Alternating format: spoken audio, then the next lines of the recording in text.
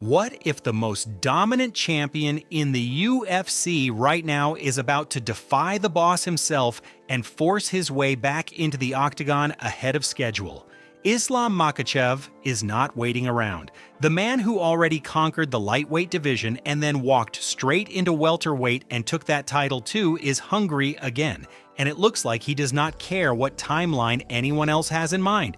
Let's break this down because there is a lot happening here. After Makhachev beat Jack Della Maddalena to claim the welterweight belt, the MMA world started asking the obvious question, who is next?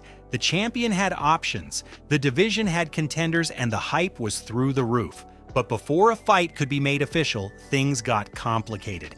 A hand injury reportedly derailed a massive super fight against Ilia Topuria, a bout that was being floated as a potential White House event and one that had fans losing their minds in anticipation. With that fight off the table, Dana White stepped in and set expectations. He said Makhachev would be back in August. That was the word from the top. Case closed, or so it seemed.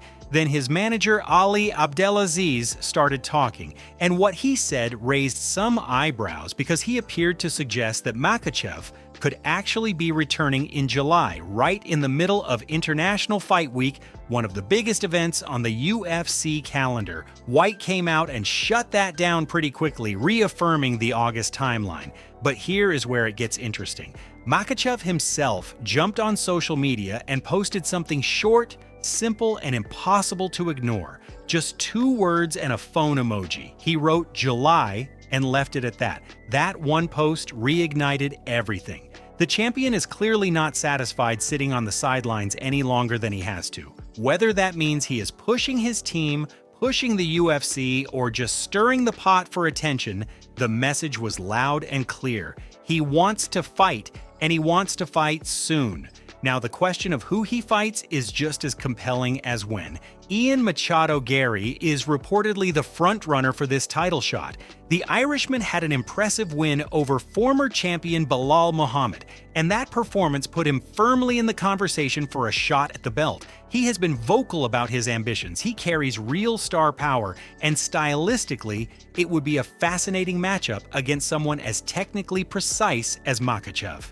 But there is another layer to all of this, and it involves a name that never really disappears from UFC conversations: Conor McGregor. McGregor's long-awaited return is reportedly being planned for International Fight Week in July, potentially against Max Holloway. If Makhachev also wants that slot, something has to give.